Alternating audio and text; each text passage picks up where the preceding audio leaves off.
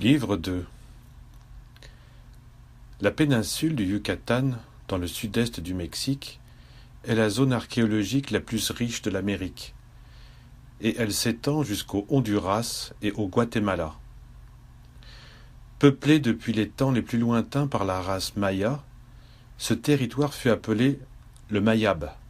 Ma est égal à non, Yab est égal à nombreux, c'est-à-dire la terre du petit nombre, la terre des élus.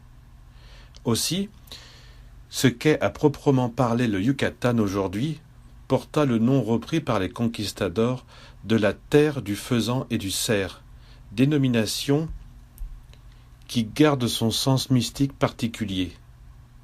Cette région fut également appelée de diverses manières, telles que Yucalpeten, la perle de la gorge de la terre.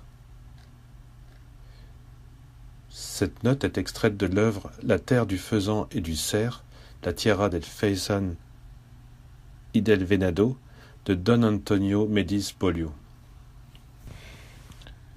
Livre 2, chapitre 1.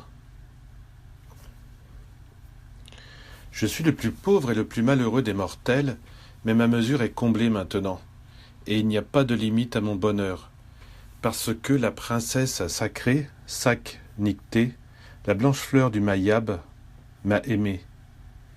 J'ai soupiré pour elle durant bien des années, sur plusieurs générations, en attendant l'heure où elle daignerait descendre jusqu'à moi et m'emporter vers la terre sacrée du Mayab. Mais comment pourrais-je décrire cette marche des années dans les déserts et les montagnes, ce cheminement d'une aspiration solitaire qui vit seulement quand le corps s'apaise? Comment pourrais-je dire à celui qui lira ces lignes en quoi consiste cette marche pour pouvoir recevoir un seul baiser de la princesse sacrée, Sac Nicté? Comment pourrais-je faire comprendre cette princesse, la blanche fleur du Mayab et son baiser, le baiser qui arrache les hommes à la mort et les conduit à l'origine de leur lignage maya, là où se trouve le chemin qui est vraiment la vie? Je l'ai vue enveloppée dans sa glorieuse splendeur de simplicité et de lumière, inimaginable à jamais pour l'homme qui croit dans la vallée de songe, parcourant le sentier de la mort. Je lui donnai un baiser, et ses lèvres effleurèrent légèrement les miennes. Et cette légèreté fut un frôlement de feu qui alluma mon sang, donna vie à ma chair et consuma de ses flammes les scories pétrifiées qui me séparaient d'elle. Un certain temps s'est écoulé depuis cette aube de printemps où je restais nu devant elle, libéré de l'habit infernal que sont les 7 manteaux de toute illusion. Et au souvenir de son baiser, mon cœur palpite, désireux de se consumer en elle, et tout brûle en moi, transformant mon être. La princesse sacrée Sac Nicté, la blanche fleur du Mayab, ne m'a rien dit en paroles. Elle n'a rien formulé, et elle ne voulait rien me dire ainsi, car elle est comme un seul mot qui serait toutes les paroles. Et dans son regard, plénitude de vie où l'âme s'éveille, se trouve la lumière qui nous montre l'entrée de la terre du Mayab, qui nous comble pour les siècles des siècles, et qui fait des hommes debout une mesure de plus du grand Seigneur caché qu'aucun nom jamais ne sera capable de décrire complètement. Et dans ce regard, plénitude et amour de la princesse Sac Nicté, j'aspirai l'étrange parfum qui émane de la fleur la plus pure du Mayab, et j'entendis ces mots. Tu m'as vu, tu me connais, tu as goûté au baiser de mes lèvres, tu es en moi, je suis en toi, tu es à moi pour l'éternité. Tu ne pourras jamais m'oublier, et mon souvenir sera ta consolation dans la solitude, et ton émotion te portera vers moi quand tu voudras venir. Pourrais-je dire quelque chose de plus que ces mots? Ah, homme au lignage maya, fais-toi des yeux pour voir, des oreilles pour entendre. Ouvre-les, écoute et réveille-toi pour pouvoir aussi mourir entièrement d'une seule fois. En effet, cette plénitude, la princesse Saknicté, la blanche fleur du Mayab, seuls la trouvent les hommes aux veines parcourues par le sang du lignage Maya. Ce sont ceux qui naissent à la vie qu'allume le baiser de ses lèvres, et ce baiser est celui de la mort la plus douce, parce qu'il est le baiser de la résurrection, par laquelle toute chair verra le salut de Dieu. Un jour tu t'éveilleras, ensuite tu mourras, et tu seras libre, complètement libre, pour transformer ta boue en une amphore juste, où le grand Seigneur caché sera en mesure de verser cette nourriture et cette boisson, l'unique nourriture et la seule boisson par laquelle pourra assouvir sa faim et sa soif de justice tout homme qui s'efforce de s'évader de la vallée de la mort pour atteindre les cimes des montagnes merveilleuses du Mayab. Je m'approchai d'elle, de la princesse sacrée Saknicté, blanche fleur du Mayab, dans une aube de printemps,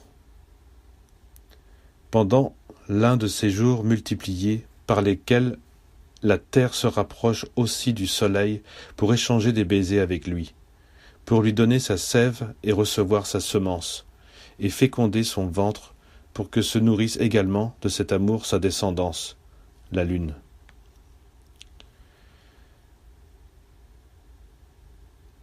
Et ce sont la sève offerte par la terre et la semence procurée par le soleil qui nous font comprendre l'homme, donner vie à la lune, servir et adorer tout ce que nous a laissé en héritage chaque fils de l'homme, qu'il soit du Mayab ou de Bethléem, qui est la maison du pain, qu'il soit du haut mont Sinaï ou qu'il soit sous l'ombre d'un arbre sacré de beau.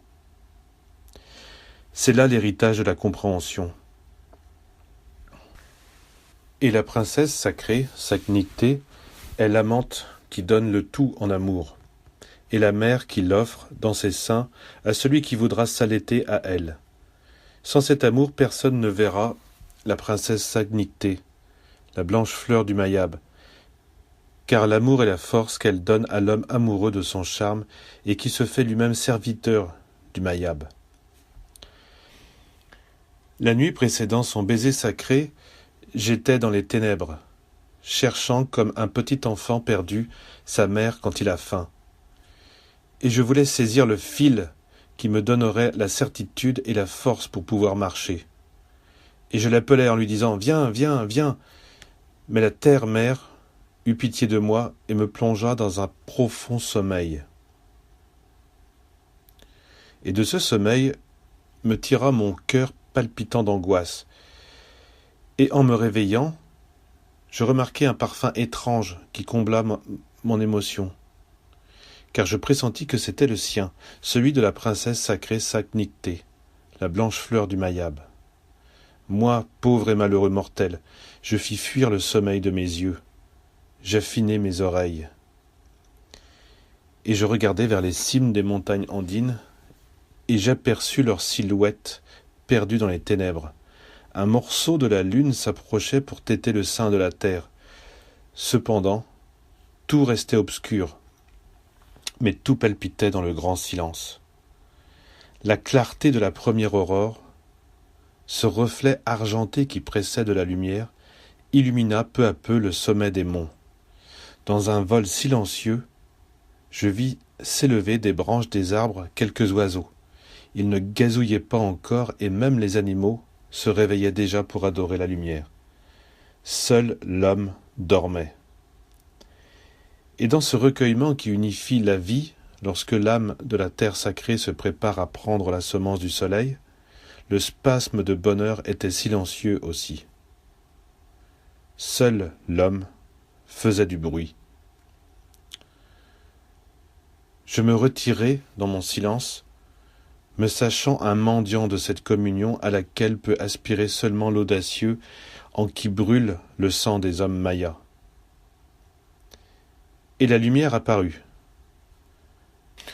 Un peu de tristesse palpita encore dans ce cœur de boue misérable, car je sentis le feu, et je sus que je mourrais pour toujours à cet instant, mais c'était dans la joie que je voulais mourir. Alors elle, la plus belle entre toutes les belles, la princesse sacrée Saknicté, blanche fleur du Mayab, offrit ses lèvres à mon baiser, et son sourire aimant m'enflamma seulement quand la dernière goutte de crainte et de tristesse eut péri dans mon cœur de boue. La terre alors se nourrit de soleil, et moi, je me nourris du feu de l'amour. Le cœur de boue s'ouvrit, et le feu le cuisit, et en fit une amphore pour le grand seigneur caché. Et les lèvres de la princesse Saknicté soufflèrent sur la boue, et en firent une forme par son haleine ineffable d'éternité. À cet instant, je sentis son baiser, et alors la vie de vérité commença à vibrer dans tout ce que mes yeux fixèrent, car c'était moi, celui qui dans mon cœur disait regarder, et ce moi affirmatif était la voix douce de la princesse Saknicté, la blanche fleur du Mayab, qui ne parle ni ne dit rien en mots, car elle est toutes les paroles à la fois. Les oiseaux commencèrent à chanter à l'unisson, nourrissant mon âme, quand la lumière apparut sur eux, par-dessus les hauteurs des Andes. Les feuilles des arbres devinrent d'elles-mêmes la voix, toujours mûre et verte, de la vie. Et chacune d'elles était comme moi, en même temps transitoire et éternelle, et par-dessus les cimes des montagnes andines, je vis comment s'enfuir les ténèbres lorsque la lumière arriva. Que se passa-t-il ensuite? Même si je le voulais, je ne pourrais pas le dire. Nul ne le peut. Nul ne pourra jamais le dire en vérité, car ce sont là des mots que seule est en mesure de prononcer par ses baisers la princesse sacrée Saknicté, la blanche fleur du Mayab, et son baiser est la parole sacrée du Mayab, qui est toutes les paroles à la fois. Mais je peux dire qu'à cet instant, l'homme debout meurt, lorsque coule dans ses veines le sang ardent du lignage Maya. Et il comprend dans quel but et pour quelle raison il fut fait à l'image et à la ressemblance de son Créateur. Il sait aussi qu'à partir de ce moment-là, il vivra, uni au Mayab, sans pouvoir ignorer ni oublier son entendement, et que les mondes, les hommes, les étoiles, les soleils passeront, mais jamais la parole du Mayab, qui est sa parole. Si tu es un homme de lignage Maya, voici, je te dis cette parole maintenant, au plus profond de ton cœur, pour que l'éternellement belle et sacrée princesse Saknicté te parle par son baiser, et pour que cuisent ta boue et ton eau, afin que ton amphore demeure vivante dans l'amour du grand Seigneur caché, lorsque l'eau s'évaporera et que la poussière de ta boue retournera à la poussière. Et tout cela afin que s'accomplisse la prophétie du sacré Shilam Balam de Shumaël, selon laquelle tout ce qu'il y a là-dedans n'est pas visible, ni ne peut être expliqué. Ceux qui le savent proviennent de notre grand lignage, les hommes mayas. Ils connaîtront le sens de tout cela quand ils le liront. Alors ils le verront et ils l'expliqueront. Ainsi également s'accomplira en vous la sainte prophétie du Mayab de Jésus. Et un jour viendra où vous saurez que ce n'est pas vous qui parlez, mais l'Esprit de votre Père qui parle en vous.